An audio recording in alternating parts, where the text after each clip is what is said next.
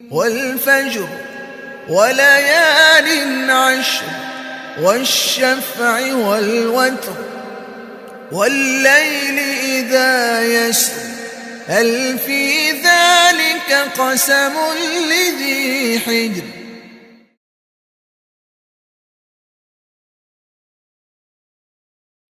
ومن الناس من يقول آمنا بالله وباليوم الآخر وما هم بمؤمنين يخادعون الله والذين آمنوا وما يخدعون إلا أنفسهم وما يشعرون. في قلوبهم مرض فزادهم الله مرضا ولهم عذاب أليم بما كانوا يكذبون. وإذا قيل لهم لا تفسدوا في الأرض قالوا إنما نحن مصلحون ألا إنهم هم المفسدون ولكن لا يشعرون. وإذا قيل لهم آمنوا كما آمن الناس قالوا أنؤمن كما آمن السفهاء ألا إنهم هم السفهاء ولكن لا يعلمون. وإذا لقوا الذين آمنوا قالوا آمنا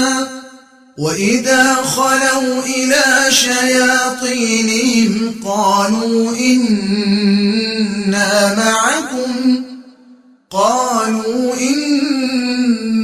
معكم إنما نحن مستهزئون. الله يستهزئ بهم ويمدهم في طغيانهم يعمهون. أولئك الذين اشتروا الضلالة بالهدى فما ربحت تجارتهم وما كانوا مهتدين.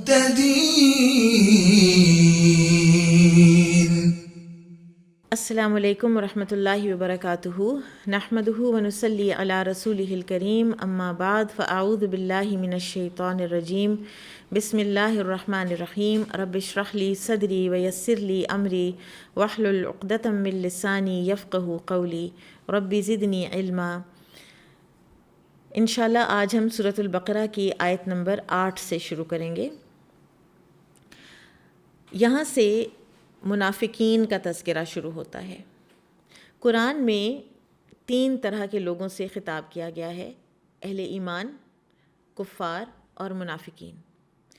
جب نبی صلی اللہ علیہ وسلم مکہ میں تھے تو وہاں پر یا اہل ایمان تھے اور یا پھر کفار تھے، وہاں پر منافقین کی کیٹیگری نہیں تھی۔ نفاق جو ہے یہ ابھرا، یہ سامنے آیا خاص طور پر جب نبی صلی اللہ علیہ وسلم ہجرت کر کے مکہ سے مدینہ تشریف لائے اور غزوہ بدر ہو گیا۔ غزوہ بدر کے بعد اسلام پہچانا گیا، لوگوں نے نوٹس کیا کہ اچھا یہ اتنے تھوڑے تھے اور انہوں نے اتنے مضبوط قریش کے قبیلے کو ایسے شکست دی، نہتے ہونے کے باوجود شکست دی۔ تو مدینہ میں کچھ لوگ جو ابھی کافر ہی تھے وہ ظاہری طور پر مسلمان ہو گئے اور انہوں نے ظاہری طور پر اسلام کا اظہار کیا، اور اس کی وجہ یہ تھی کہ اسلام سے اب کیونکہ اسلام قوت پکڑ رہا تھا تو کچھ نہ کچھ فائدے بھی اب اسلام سے حاصل ہونے والے تھے، تو لہٰذا مدینہ میں نفاق کی کیٹیگری بھی آ گئی۔ عبداللہ بن عباس کہتے ہیں کہ یہ عام طور پر اوس اور خزرج کے کچھ لوگ تھے، اور پھر کچھ جو ان کے یہودی کچھ دوست اور یہودی کچھ علماء جو تھے، یہود کے جو قبائل تھے، ان میں سے کچھ لوگ تھے کہ جو منافق ہوئے۔ اس سے پہلے سورۃ البقرہ کی ابتدا میں اللہ سبحانہ و تعالیٰ نے 4 آیات میں مومنین کے اوصاف بیان کیے ہیں، اور ان 4 اوصاف مومنین کے بیان کرنے کے بعد اللہ تعالیٰ نے 2 آیات میں کفار کے حالات بیان کیے ہیں، اور کفار کے حالات بیان کرنے کے بعد اللہ سبحانہ و تعالیٰ نے 13 آیات منافقین کو ایڈریس کرنے میں لگائی ہیں۔ اور اس کی وجہ کیا ہے کہ اللہ سبحانہ و تعالیٰ نے ان کو ٹوٹلی ایکسپوز کرنا تھا، کیونکہ جو اہل مکہ تھے نا، وہ تو تھے کھلے دشمن، وہ چھپ کے واری نہیں کرتے تھے، سب کو پتہ تھا ابو جہل دشمن ہے، ابو لہب دشمن ہے، لیکن یہاں پر یہ اسلام کے لبادے میں دشمن تھے، جس کو آستین کے سانپ کہا جاتا ہے۔ تو اللہ سبحانہ و تعالیٰ نے پورے قرآن میں، آپ دیکھیں کہ اہل ایمان کے لیے بہت سا کرائیٹیریا سیٹ ہوا ہوا ہے کئی جگہوں پر، اور انشاءاللہ ہم پڑھیں گے بھی کہ اہل ایمان سے کیا کیا تقاضے ہیں، ان کا اخلاق، ان کا کردار کیسا ہونا چاہیے۔ اور اسی طرح سے اللہ تعالیٰ نے دوسری جو کیٹیگری جس کو کھول کر بیان کیا ہے کہ یہ ان کے اندر ٹریٹس ہوتی ہیں، کیریکٹر ٹریٹس ہوتی ہیں، وہ ہیں منافقین۔ کفار کے ٹریٹس کا ایسا اللہ تعالیٰ نے بہت زیادہ ذکر نہیں کیا، ان کے لیے ان کا کفر کافی ہے، ان کو جہنم میں لے جانے کے لیے اور ان کے گمراہ ہونے کے لیے ان کا کفر کافی ہے۔ آپ دیکھیے کہ ایمان کے لیے اللہ سبحانہ و تعالیٰ قرآن میں فرماتے ہیں ان الذین آمنوا وعملوا الصالحات، جو ایمان لائے اور انہوں نے نیک عمل کیے۔ پھر لیکن کفار کے لیے کفروا وعملوا السیئات یا اس طرح کی کوئی چیز نہیں آتی ہے، کیونکہ ان کا کفر ہی ان کی کافی برائی ہے۔ ابن کثیر کہتے ہیں کہ دراصل نفاق کہتے ہیں بھلائی ظاہر کرنے اور برائی کو پوشیدہ رکھنے کو، اور نفاق کی 2 قسمیں ہیں، ایک تو اعتقادی نفاق ہے جو کہ اندر سے پکے کافر ہوتے ہیں، اور یہ وہ ہیں کہ جن کے بارے میں اللہ سبحانہ و تعالیٰ نے فرمایا کہ ان المنافقین فی الدرک الاسفل من النار، منافقین آگ کے سب سے نچلے درجے میں ہوں گے۔ اور دوسرے ہیں جو عملی منافق ہیں، کہ جن کے اندر نفاق کی ٹریٹس پائی جاتی ہیں، کسی میں کم، کسی میں زیادہ۔ پھر اسی طرح سے نفاق کی ذرا تھوڑی سی لغوی ڈیفینیشن بھی دیکھ لینی چاہیے کہ یہ نون فا قاف سے ہے، اور اس کا معنی ہے خروج، نکلنا۔ اور ایک چوہا ایک سرنگ بناتا ہے جس کی دونوں سائیڈوں سے جو کھلی ہوئی ہوتی ہے کہ ایک سائیڈ سے گھستا ہے اور دوسری سائیڈ سے وہ نکل جاتا ہے، تو اس کو بھی نفقہ کہتے ہیں۔ اور اسی طرح سے اللہ سبحانہ و تعالیٰ نے قرآن میں منافقین کے لیے فرمایا ان المنافقین هم الفاسقون، منافق ہی فاسق ہیں۔ اور فاسق کون ہوتا ہے؟ جو اللہ کی حدوں سے نکل جاتا ہے، اللہ کی حدوں سے نکلا ہوا۔ اور یہی منافق ہیں کہ جن کے لیے اللہ سبحانہ و تعالیٰ نے جہنم کا سب سے نچلا درجہ مختص کر رکھا ہے۔ ایک اور ڈیفینیشن منافق کی یہ ہے کہ اس کا قول اس کے فعل کے خلاف ہوتا ہے، اس کے قول اور فعل میں تضاد ہوتا ہے، جبکہ یہ اللہ سبحانہ و تعالیٰ کو سخت ناپسند ہے بات۔ سورہ الصف میں اللہ سبحانہ و تعالیٰ فرماتے ہیں یا ایھا الذین آمنوا لم تقولون ما لا تفعلون، تم کیوں وہ بات کہتے ہو جو تم کرتے نہیں ہو۔ تو تمہارے ظاہر اور باطن کا جو یہ تضاد ہے یہ اللہ تعالیٰ کو سخت ناپسند ہے۔ امام ابن جریج فرماتے ہیں کہ منافق کا قول اس کے فعل کے خلاف، اس کا باطن اس کے ظاہر کے خلاف، اس کا آنا اس کے جانے کے خلاف، اور اس کی موجودگی اس کی عدم موجودگی ہوا کرتی ہے۔ یعنی اتنا تضاد ہے اس کے ایکشنز میں اور اس کے انر سیلف کے اندر۔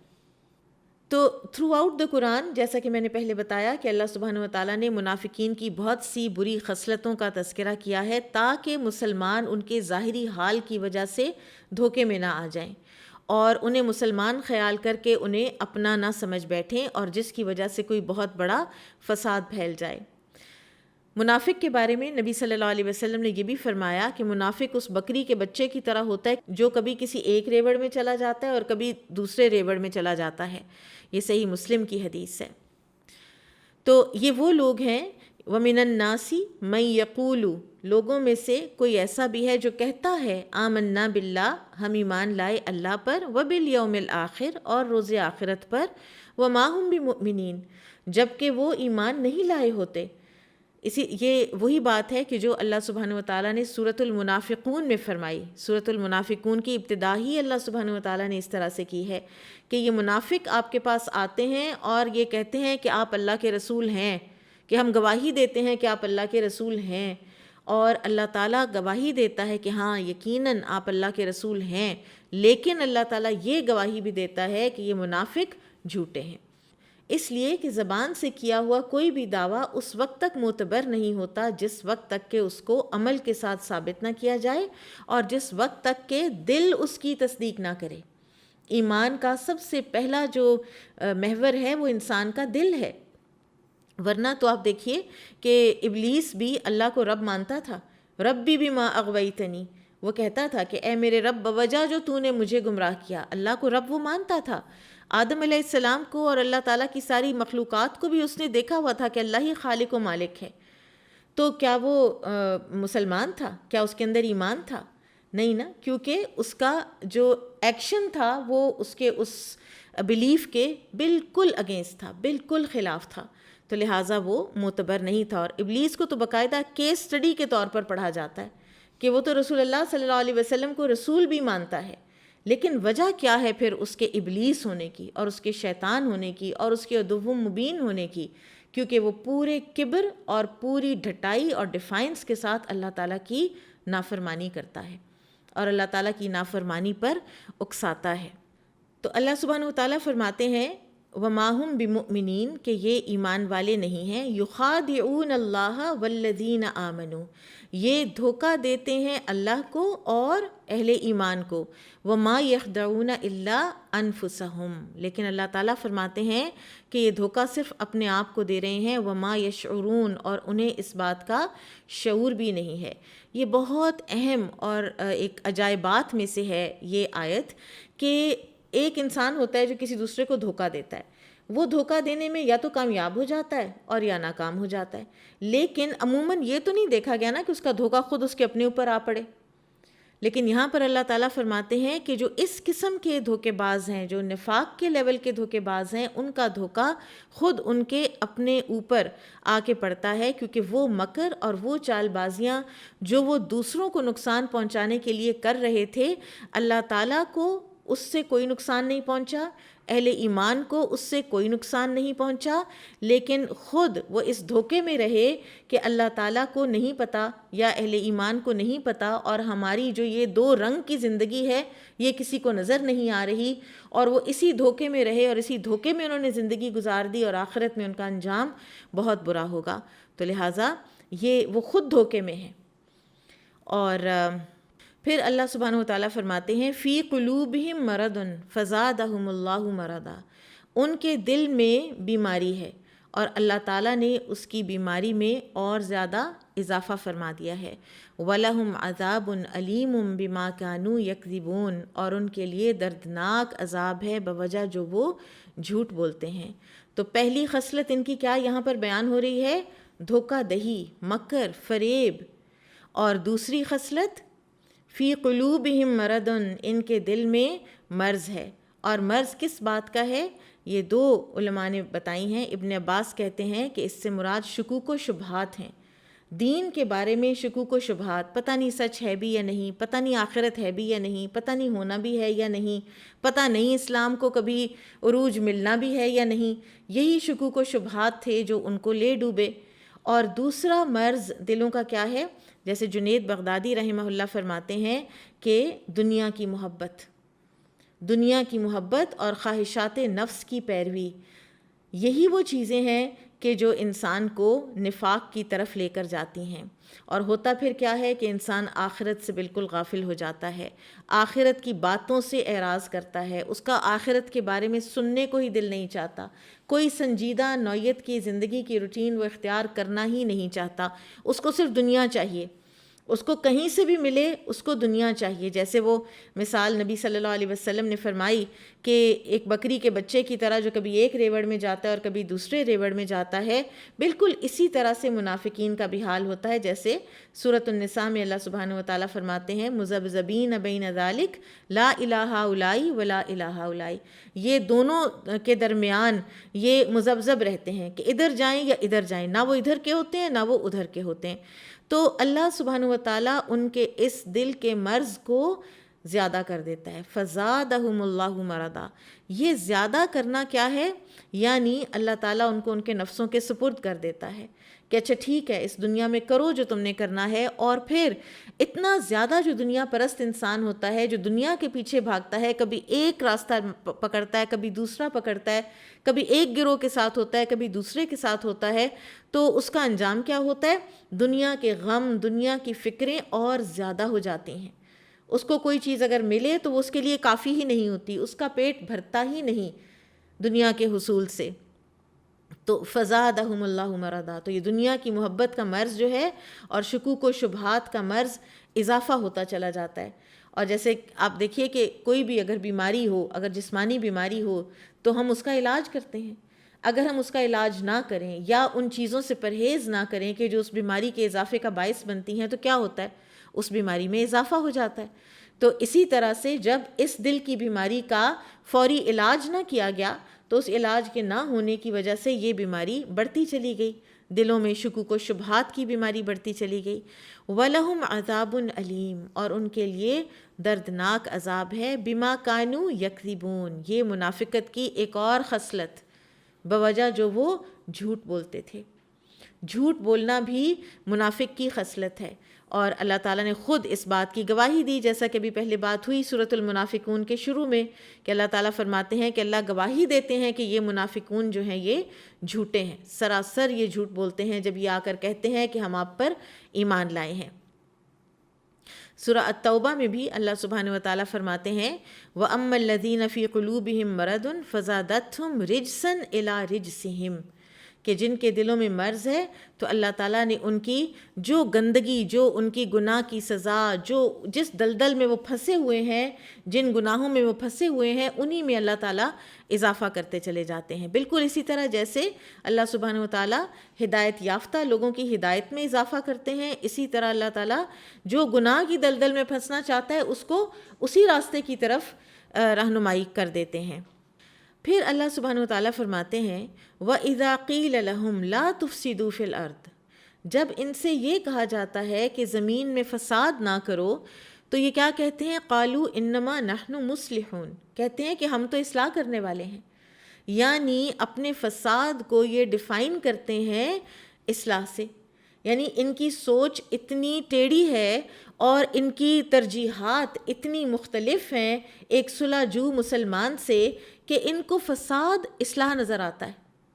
آپ دیکھیں کہ اگر آپ نے سیرہ آپ پڑھیں گے انشاءاللہ تو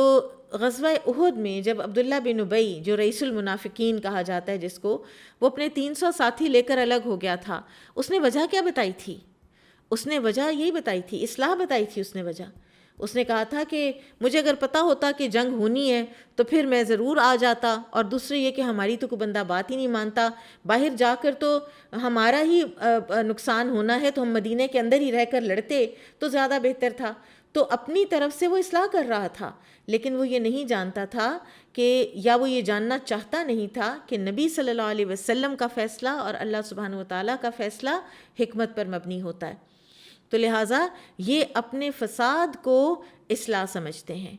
اور اسی کے اوپر ڈٹے رہتے ہیں. تو اللہ تعالیٰ فرماتے ہیں الا انہم ہم المفسدون، آگاہ رہو کہ یہی فساد کرنے والے ہیں، ولیکن لا یشعرون، لیکن ان کو اس بات کا شعور ہی نہیں ہے. ان کی عقل اتنی دنیا پرست ہو چکی ہے کہ ان کو اپنے فساد میں اصلاح نظر آتی ہے.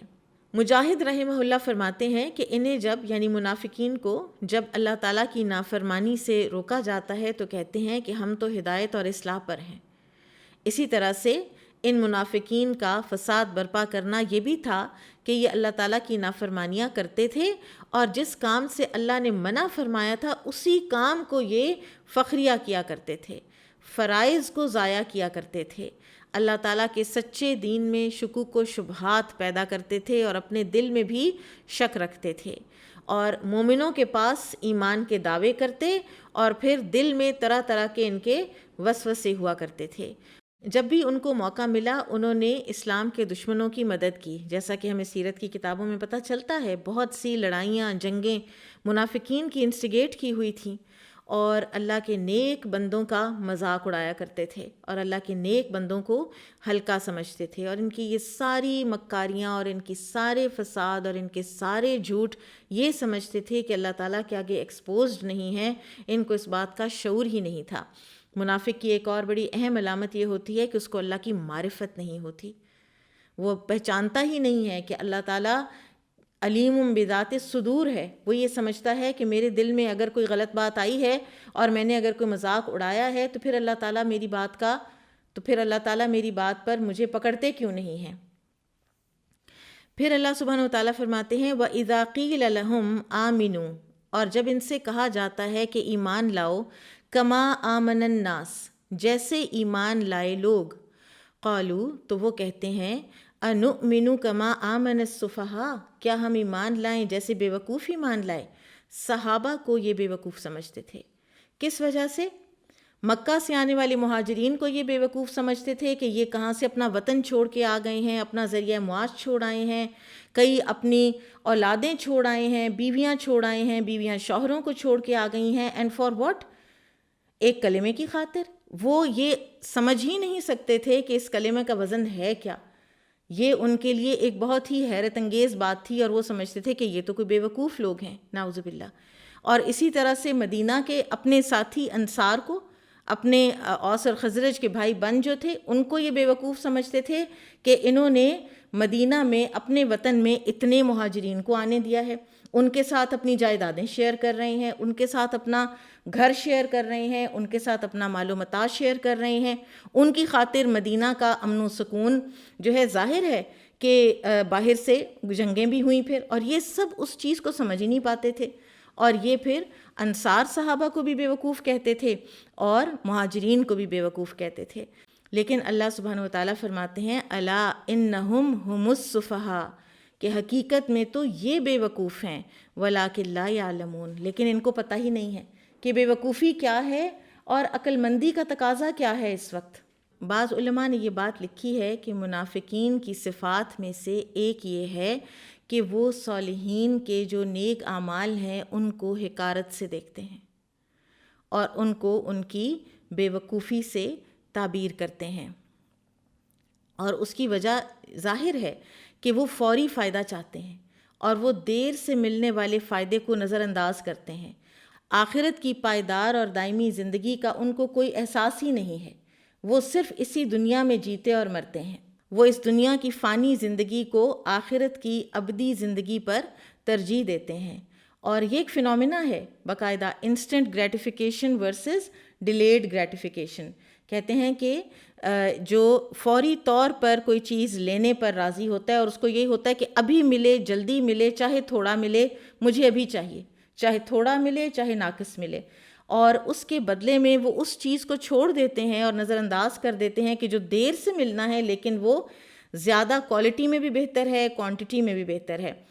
ایک گراؤنڈ بریکنگ جس کو ریسرچ کہتے ہیں وہ اسٹینفورڈ یونیورسٹی میں ہوئی تھی انسٹنٹ اور ڈیلیڈ گریٹیفیکیشن پر، اور وہ تھی کئی سال پر، تقریباً 40 سال تک وہ مبنی تھی، اور اس میں یہ ہوا تھا کہ انہوں نے سب سے پہلے چھوٹے چھوٹے جب وہ بچے تھے وہ کچھ سبجیکٹس تو ان کو لیا اور ان کو کچھ کہا کہ آپ لوگوں کو مارش میلو دیا جائے گا، اگر آپ کو ایک چاہیے تو ابھی لے لو، اور اگر تھوڑی دیر صبر کر لو گے، ذرا ٹھہر کے لینا ہے تو پھر آپ کو 2 مل جائیں گے، آپ کو زیادہ مل جائیں گے۔ اور پھر جو ریسرچرز تھے انہوں نے ان کو دیکھا باہر سے، تو کچھ بچے جو تھے انہوں نے تو کھا لیا فوراً، کچھ بچے تھے کہ جو کبھی کوئی آنکھ پہ ہاتھ رکھتا تھا، کسی نے اپنے آپ کو ٹیبل کے نیچے گھسا لیا کہ مجھے مارش میلو نظر ہی نہ آئے۔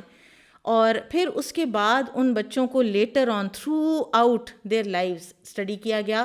اور جن بچوں نے اس وقت ایک تھوڑا سا صبر کا اور سیلف کنٹرول کا مظاہرہ کیا تھا وہ دنیا میں زندگی میں زیادہ کامیاب ٹھہرے. وہ ایز ایڈولسنٹ زیادہ کامیاب تھے, وہ ایز ایڈلٹس زیادہ کامیاب تھے, ان کا کریئر, ان کی میرٹل لائف, ہر چیز میں وہ زیادہ کامیاب تھے جنہوں نے سیلف کنٹرول ایگزرٹ کیا تھا.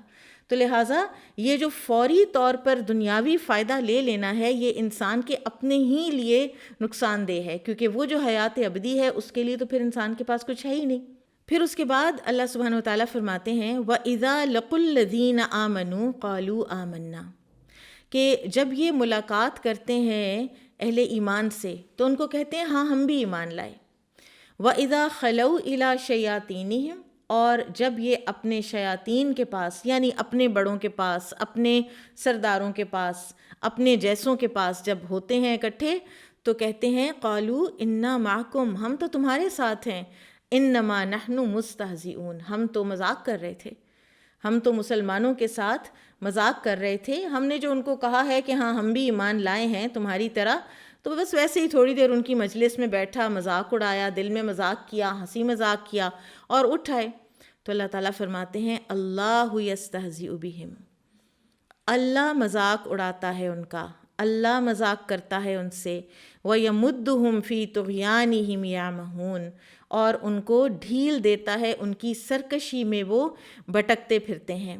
اب اللہ تعالیٰ بھی ان سے مذاق کرتا ہے. جس طرح پہلے آیا کہ اللہ تعالیٰ ان کو دھوکہ دیتا ہے, اسی طرح اب آ رہا ہے کہ اللہ تعالیٰ ان سے مذاق کرتا ہے. مذاق کرنا, دھوکہ دینا, یہ اللہ تعالیٰ کی شان کے خلاف ہے. یہ زبان کا اسلوب ہے کہ جو تم کرتے ہو وہی کچھ تمہارے ساتھ واپسی ہوگا. اللہ تعالیٰ ان سے مذاق کرتا ہے. اللہ یستہزئ بہم, اس کے بارے میں ایک بعض مفسرین نے لکھا ہے کہ ایک جو منافقین کی جو ناپاک پالیسیز اور ان کی ناپاک سازشیں اور شرارتیں ہیں اور مسلمانوں کے ساتھ ایک مذاق ہے, تو اللہ تعالیٰ بھی ان کے ساتھ مذاق کرے گا, آخرت کے دن کرے گا, جس کا کہ تذکرہ سورۃ الحدید میں اللہ سبحانہ و تعالیٰ نے فرمایا ہے کہ جس میں یہ منافق اہل ایمان سے کہیں گے کہ یوم یقول المنافقون والمنافقات للذین آمنوا, کہ جب منافق مرد اور منافق عورتیں اہل ایمان سے کہیں گے انظرونا, ذرا انتظار کرو ہمارا, نقتبس من نورکم, ہمیں بھی اپنے نور میں سے کچھ دے دو. تو اہل ایمان کہیں گے قیل ارجعوا وراءکم, ان سے کہا جائے گا جاؤ, واپس جاؤ, فالتمسوا نورا, اور اپنا نور تلاش کرو جہاں تم چھوڑ کے آئے ہو. تو وہ منافق جو مرد اور عورتیں ہیں وہ اللہ سبحانہ وتعالیٰ فرماتے ہیں کہ پھر وہ منتیں کریں گے, پھر وہ کہیں گے الم نکم معکم, کیا ہم تمہارے ساتھ نہیں ہوتے تھے دنیا میں؟ ہو سکتا ہے کوئی بھائی ہو سکتا ہے کوئی بہن ہو, شوہر, بیوی, دوست, ایک گھر میں رہنے والے, ایک معاشرے میں رہنے والے, آپس میں ملنے جلنے والے. اور ایسا تھا مدینہ میں, تو ایسا تھا اور آج بھی ہے. تو وہ کہیں گے قالو بلا, اہل ایمان کہیں گے کیوں نہیں, ہم تھے ساتھی, لیکن تم لوگوں نے زندگی کیسے گزاری؟ وَلَٰكِنَّكُمْ فَتَنْتُمْ أَنفُسَكُمْ, تم لوگوں نے خود اپنے آپ کو فتنوں میں ڈالے رکھا. وَتَرَبَّصْتُمْ, اور تم انتظار میں پڑے رہے کہ دیکھتے ہیں اس اسلام کا بنتا کیا ہے. وَارْتَبْتُمْ, اور تم شکوک و شبہات کا شکار رہے. وَغَرَّتْكُمُ الْأَمَانِي, اور تم لوگوں نے جو لمبی امیدیں باندھ رکھی تھیں انہوں نے تمہیں دھوکے میں ڈالا. تو آج تمہارے سے کوئی نہ فدیہ قبول کیا جائے گا اور تمہارا ٹھکانہ آگ ہے, جیسا کہ کفار کا ٹھکانہ آگ ہے. اور اہل ایمان کے اور منافقین کے درمیان ایک دیوار حائل کر دی جائے گی, جس میں ایک دروازہ ہوگا باطنہ فیہ الرحمہ, جس کے اندر جانے والا رحمت میں آ جائے گا. وظاہرہ من قبلہ العذاب, اور اس کے باہر عذاب ہوگا. تو بعض مفسرین نے لکھا ہے کہ یہ ہے مذاق, اللہ یستہزئ بہم, کہ اللہ ان سے مذاق کرے گا. اور ورنہ تو اللہ سبحانہ وتعالیٰ کی ذات مکر, عذاب, ان سب چیزوں سے پاک ہے, اور یہ حیران کھڑے رہ جائیں گے. وَيَمُدُّهُمْ فِي طُغْيَانِهِمْ يَعْمَهُونَ, اور اللہ تعالیٰ ان کو چھوڑ دیتا ہے ان کی سرکشی میں وہ بھٹکتے پھرتے ہیں. طغیان کہتے ہیں سرکشی کو, یا کسی چیز کے سرکشی کے ساتھ کسی دوسرے میں گھس آنے کو. تو ابن عباس فرماتے ہیں کہ وہ اپنے کفر میں گرے جاتے ہیں. اور جس طرح یون ہوتا ہے نا اندھا, ہن کہتے ہیں گمراہی کو. تو وہ اپنی کفر اور اپنی دلالت اور اپنی گمراہی میں وہ اسی دلدل میں گہرائی میں اترتے چلے جا رہے ہیں اور اسی ناپاکی میں وہ پھنستے چلے جا رہے ہیں اور نجات کی ساری راہیں ان کی بند ہوتی چلی جا رہی ہیں۔ اس طرح اللہ تعالیٰ نے ان کو ان کی سرکشی میں ڈھیل دی۔ اب دیکھیے کچھ عرصہ ان منافقین نے نقصان جزوی طور پر پہنچائے بھی ہیں نا مسلمانوں کو، تو وہ ڈھیل ہی تھی نا، جیسے واقعہ افک ہے، پھر اسی طرح سے اور بھی کئی پروپیگنڈے تھے، کئی قسم کی باتیں تھیں جو یہ کرتے تھے اور یہ انریسٹ کریٹ کرنے کی بار بار کوشش کرتے تھے مدینہ میں۔ تو اللہ تعالیٰ نے ان کو ان کے حال پر چھوڑ دیا ہے۔ اور ہن جو ہے یہ دل کے اندھے پن کے لیے بھی آتا ہے، جیسے آنکھوں کا اندھا پن عمیٌ ہے تو دل کا اندھا پن ہن ہے۔ اولئک الذین اشتروا الضلالۃ بالہدی، ہم آئے ہیں اس دنیا میں، اللہ تعالیٰ کے ساتھ ہماری ایک ڈیل ہوئی ہوئی ہے، ٹھیک ہے، لیکن اس ڈیل میں ہمیں کیا کرنا ہے؟ اللہ تعالیٰ نے خریدے ہیں اہل ایمان کے جانیں اور ان کے مال، کس سودے کے بدلے؟ بِأَنَّ لَهُمُ الْجَنَّةَ، اس بدلے میں کہ ان کے لیے جنت ہے۔ لیکن منافقین نے یہاں پر بھی یہ سودا جو ہے یہ کھوٹا سودا کیا ہے۔ یہ وہ لوگ ہیں کہ جنہوں نے گمراہی خرید لی ہدایت کے بدلے۔ انہوں نے کہا ہمیں ہدایت نہیں چاہیے، ہمیں گمراہی چاہیے، کیونکہ گمراہی کو بظاہر چکا چوند ان کو اچھی لگ رہی تھی، بظاہر ان کو گمراہی میں فائدے نظر آ رہے تھے، تو وہ اس سے آگے، اس سے مزید وہ دیکھ ہی نہیں سکے۔ یہ جو اللہ تعالیٰ بار بار فرماتے ہیں نا کہ ان کو شعور نہیں ہے، ان کی سوچ میں گہرائی نہیں ہے، یہ سوچ ہی نہیں سکتے کہ اس سے آگے بھی کچھ ہو سکتا ہے، ہمیں کچھ اس سے مزید بھی مل سکتا ہے۔ اللہ تعالیٰ فرماتے ہیں فَمَا رَبِحَتْ تِجَارَتُهُمْ، ان کی تجارت بالکل فائدہ مند نہیں ہوئی، آخرت میں تو نہیں ہونی، ان کی تجارت دنیا میں بھی کہاں فائدہ مند ہوئی۔ عبداللہ بن ابی کو آج کون جانتا ہے؟ جو جانتا بھی ہے وہ کس حیثیت سے جانتا ہے اور کس طرح اس کا نام لیا جاتا ہے، اور یہ اپنے آپ کو اتنا بڑا سمجھنے والے، اتنا اثر رسوخ والا سمجھنے والے، ادھر قریش کے ساتھ تعلقات ہیں، ادھر یہود کے ساتھ تعلقات ہیں، ادھر اپنے انصار کو اپسیٹ کر کے رکھتے ہیں، سارا وقت کچھ نہ کچھ کہتے رہتے ہیں۔ وہ مدینہ کی اسی بستی کے اندر وہ مر کھپ گئے اور آج ان کا کوئی نام لینے والا بھی نہیں ہے۔ ان کی اپنی اولادوں کے ذریعے بھی اللہ تعالیٰ نے ان کو آزمایا کہ ان کی اولادیں خالص مسلمان تھیں۔ عبداللہ بن ابی کا اپنا بیٹا خالص مسلمان تھا، تو یہ تجارت ان کے کسی کام نہ آئی۔ اب ہم دیکھتے ہیں نفاق چونکہ ایک بہت ہی خطرناک بیماری ہے دل کی، تو ہمیں پتہ ہونا چاہیے کہ اس کی کیا کیا مزید اور صفات ہیں، اور تاکہ ہم اس سے بچ سکیں۔ نفاق سے بچنا بہت ضروری ہے، عملی نفاق سے بچنا بہت ضروری ہے۔ قرآن میں جو اس کی مزید صفات آئی ہیں، کچھ بریفلی ہم ان کا تذکرہ کر لیتے ہیں۔ سورۃ النساء میں اللہ سبحانہ و تعالیٰ ایک خاص ان کی بات فرماتے ہیں کہ یہ نماز میں سستی کرتے ہیں۔ اذا قاموا الی الصلاۃ قاموا کسالی، جب یہ نماز کے لیے آتے ہیں تو یہ سستی کرتے ہوئے آتے ہیں، اور پھر یہ جب نماز پڑھتے بھی ہیں تو یہ اس میں اللہ کا ذکر بہت کم کرتے ہیں، اللہ کو بہت کم یاد کرتے ہیں، کہاں کہاں کی سوچیں ان کے اوپر آ رہی ہوتی ہیں، اور لوگوں کو دکھاوے کے لیے نماز پڑھتے ہیں، یعنی جب کوئی لوگ دیکھ رہے ہوں تو اس وقت تو نماز پڑھی بڑے خشوع اور خضوع کے ساتھ، اور جس وقت لوگ نہ ہوں موجود تو اس وقت پھر تیز تیز نماز پڑھی۔ ہم میں سے ہر ایک کو اپنے آپ کو چیک کرنا چاہیے۔ پھر اسی طرح سے سورہ التوبہ میں اللہ سبحانہ و تعالیٰ نے بہت سی ٹریٹس بتائی ہیں ان کی، منافقت کی، مثلاً اللہ تعالیٰ کے دین میں سستی کرنا، دین کے کسی کام کے لیے اٹھنا ہے تو سستی کے ساتھ اٹھنا ہے، دل ہی نہیں چاہ رہا، دنیاوی کوئی بات ہے تو اس کے لیے تو بھاگ بھاگ کے کام کر رہے ہیں، دنیاوی فائدے کے لیے بھاگ بھاگ کے کام کر رہے ہیں، لیکن اگر دین بلاتا ہے تو پھر زمین کے ساتھ لگ جاتے ہیں۔ پھر دوسرے، مسلمانوں کے درمیان انریسٹ کریٹ کرنا، کوئی نہ کوئی بات ایسی کیے رکھنا، کوئی شکوک و شبہات والی بات ایسی کیے رکھنا، اور خاص طور پر جب یہ مسلمان تبوک کے لیے جا رہے تھے تو تب منافقین جو ساتھ گئے تھے ان کا کردار بہت نیگیٹو تھا، بہت منفی کردار تھا۔ پھر مذاق اڑاتے تھے یہ اہل ایمان کے انفاق فی سبیل اللہ کا، اگر کوئی تھوڑا لے کر آیا ہے، کوئی مٹھی بھر کھجوریں لے کر آیا ہے تو کہتے تھے اس سے اللہ کو کیا فائدہ ہونا ہے، اللہ کو ان کھجوروں کی کیا پرواہ، اور اگر کوئی زیادہ لے کر آتا تھا تو کہتے تھے یہ تو ریاکاری کر رہا ہے۔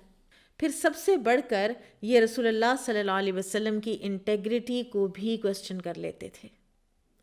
اور آپ صلی اللہ علیہ وسلم کے بارے میں اور اہل ایمان کے بارے میں اوفینسو ابیوسو لینگویج بھی استعمال کر لیتے تھے، غلط زبان بھی استعمال کر لیتے تھے۔ اسی طرح سے سورۃ النور میں، سورۃ الاحزاب میں بھی اللہ سبحانہ وتعالیٰ نے ان منافقین کو ایکسپوز کیا ہے، ان کی تیز زبانیں، ان کی چرب زبانی، ان کے دل میں کچھ اور گفتار سے اس طرح مسلمانوں کو کنونس کرنے کی کوشش کہ اپنے دل کو ایکسپوز ہی نہ ہونے دیں، تو اللہ سبحانہ وتعالیٰ خود ہی ان کو ایکسپوز کر دیتے تھے۔ پھر اسی طرح سے سورۃ المنافقون میں اللہ تعالیٰ فرماتے ہیں وَإِذَا رَأَيْتَهُمْ تُعْجِبُكَ أَجْسَامُهُمْ، کہ جب تم ان کو دیکھو گے تو تمہیں ان کے جسم تو بڑے ہی تمہیں خوشنما اور تر و تازہ نظر آئیں گے، یعنی اپنی ظاہری جو حالت ہے، ظاہری ٹیپ ٹاپ کے اوپر، اپنے لباس کے اوپر، اپنے رکھ رکھاؤ کے اوپر بہت زیادہ توجہ ہے، لیکن دل تقویٰ سے خالی ہیں، دل ایمان سے خالی ہیں، اور جب وہ بات کریں تو ان کی گفتگو اتنی انٹرسٹنگ اور اتنی دلچسپ ہوتی ہے کہ تم سنتے رہ جاؤ ان کی باتیں، لیکن اس کے باوجود وہ بہترین اخلاق سے بالکل، مگر اخلاق فاضلہ ان کے پیچھے ہیں ہی نہیں، اور نہ ہی کوئی ایسا لایا عمل ہے کہ جو ان کو آخرت میں کامیاب کرے۔ پھر اسی طرح سے اللہ تعالیٰ نے ان کی مثال دی ہے کأنہم خشب مسندہ، گویا کہ یہ لکڑیاں ہیں جو دیوار کے ساتھ لگائی گئی ہیں، یعنی بالکل یوز لیس، ان کی کوئی منفعت ہے ہی نہیں، چاہے یہ کتنے خوبصورت ہیں، چاہے ان کی باتیں کتنی خوبصورت ہیں، لیکن ہیں کیا یہ؟ جیسے زندہ لاشیں ہوتی ہیں۔ پھر اسی طرح سے سورۃ المنافقون ہی میں اللہ تعالیٰ نے ان کی بزدلی کو بھی ایکسپوز کیا ہے، ہر دور کی آواز کو اپنے خلاف سمجھتے ہیں، ان کے دلوں کے شکوک و شبہات کو بھی ایکسپوز کیا ہے، اور یہ سارا اس لیے کیا اللہ سبحانہ وتعالیٰ نے تاکہ ہم اہل ایمان اس چیز سے بچ جائیں۔ اگر معاشرے میں اس طرح کے کوئی لوگ ہوں تو ان سے بچنا بھی ضروری ہے، اور سب سے پہلے اپنے گریبان میں جھانکنا ہے کہ کہیں میرے اندر اس طرح کی کوئی خصلتیں تو نہیں ہیں، کیا میں دین کے معاملے میں سست اور دنیا کے معاملے میں چست تو نہیں ہوں، کہیں ایسا تو نہیں ہے کہ میں اہل ایمان کا مذاق اڑاتی ہوں، کہیں ایسا تو نہیں ہے کہ میں اللہ کے احکامات کے لیے اپنے دل میں کوئی تنگی پاتی ہوں، اور اسی طرح سے بلا وجہ کی ایک بزدلی اور خوف اور کمزوری اپنے اندر ہو، اور پھر اس کے بعد انسان اس کو دوسروں میں بھی پاس آن کرے۔ تو یہ نفاق کی علامات ہیں کہ جو اللہ سبحانہ وتعالیٰ نے ہمیں قرآن میں بتائی ہیں، حدیث میں بھی نفاق کی علامات آئی ہیں۔ نبی صلی اللہ علیہ وسلم نے فرمایا آیت المنافقی ثلاثن، منافق کی 3 نشانیاں ہیں۔ نمبر 1، جب وہ بات کرتا ہے تو وہ جھوٹ بولتا ہے، جب وعدہ کرتا ہے تو وعدہ خلافی کرتا ہے، اور جب اس کے ذمے کوئی امانت سپرد کی جائے تو وہ اس میں خیانت کرتا ہے۔ تو آپ دیکھیے کہ یہ تینوں چیزیں ہمیں اپنے معاشرے میں نظر آتی ہیں نا، تو اس کا مطلب ہے کہ معاشرے میں نفاق ہے،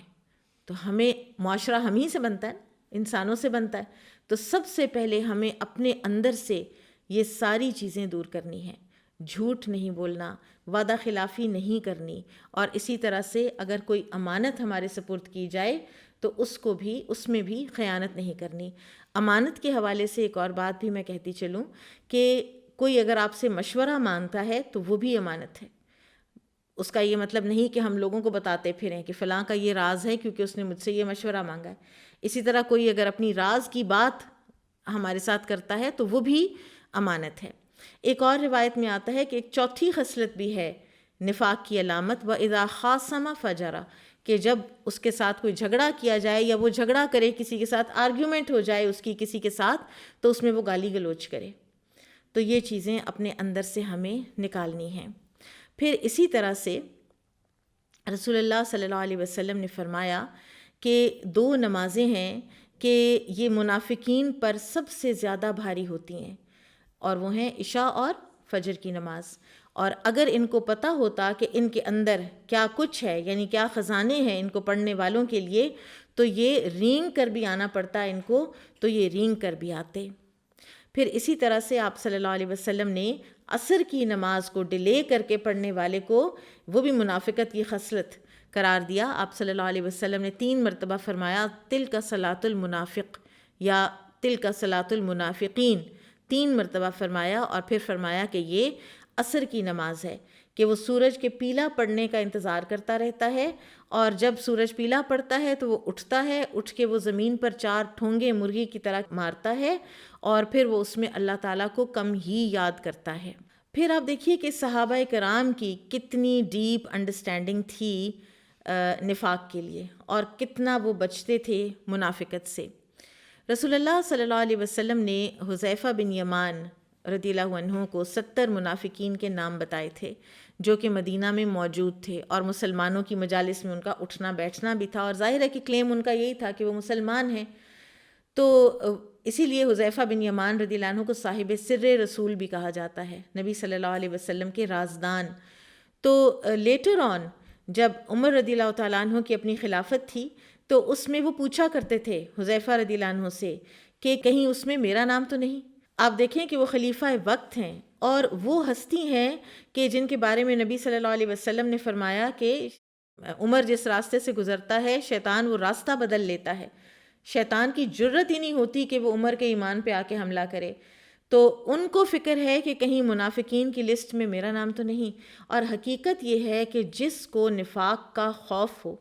جس کو ہو کہ میرے اندر نفاق ہے یا کہیں میرے اندر نفاق آ تو نہیں رہا،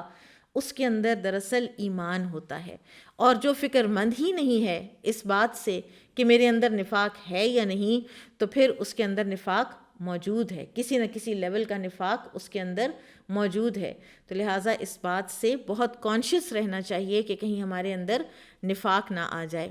اور صحابہ کی اتنی ڈیپ انڈرسٹینڈنگ تھی نفاق کے حوالے سے، حضرت عمر رضی اللہ تعالیٰ عنہ فرماتے ہیں کہ منافق وہ ہے کہ جس کی عبادت میں، ظاہری عبادت میں خشوع نظر آ رہا ہوتا ہے لیکن اس کے دل میں خشوع نہیں ہے۔ تو لہٰذا ہر کوئی اپنے دل کو چیک کرے۔ پھر اسی طرح سے عبداللہ بن عمر رضی اللہ عنہما سے ایک مرتبہ یہ پوچھا گیا تھا کہ کچھ لوگوں نے آ کر سوال کیا ان سے کہ ہم بعض اوقات کچھ ایسی باتیں اپنے حکمرانوں کے سامنے کہتے ہیں کہ جب ہم ان کے پاس سے نکلتے ہیں تو پھر ہم اس کے برعکس بات کرتے ہیں۔ تو عبداللہ بن عمر نے فرمایا کہ ہم اس طرح کے کام کو نفاق سمجھتے تھے، ہم تو اس کو نفاق کہتے ہیں۔ جیسے قرآن میں آتا ہے نا، یا ایھا الذین آمنوا قولوا قولا سدیدا، اے لوگو جو ایمان لائے ہو بات کیا کرو کھری اور سچی، اسٹریٹ فارورڈ سچی بات۔ اس میں نہ انسان کو کوئی خود کو نقصان ہوتا ہے، نہ انسان کوئی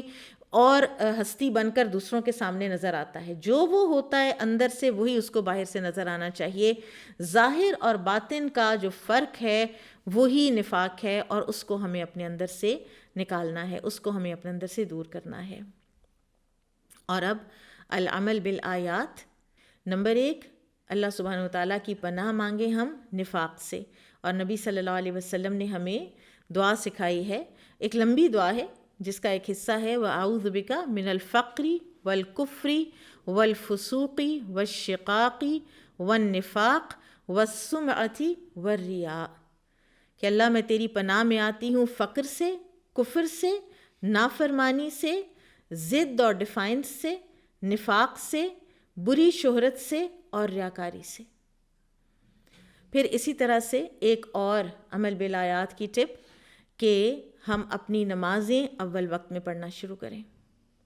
تاکہ یہ دیر سے نماز پڑھنا اور نماز کے لیے سستی سے آنا، جتنی زیادہ دیر ہوتی جاتی ہے نا نماز کے وقت میں، اتنی ہی زیادہ اس کے اندر انسان کے اندر لتھارجی آتی چلی جاتی ہے۔ سو انشاءاللہ اللہ تعالی ہمیں نفاق اور منافقت سے بچا کے رکھے۔ بارک اللہ فیکم، سبحانک اللہم و بحمدک، اشہد ان لا الہ الا انت، استغفرک و اتوب الیک۔ نور في الظلمات أنسي في خلواتي، يا سعدي وهنائي القرآن حياتي، نور ملأ القلب ففاض بحب كتاب الله، أشرق دربي بالقرآن فشكرا يا رباه، شكرا يا رباه، يمحو عتم الليل المظلم، يروي ظمأ الروح، يجعلنا من أهل الله يطيب به المجروح.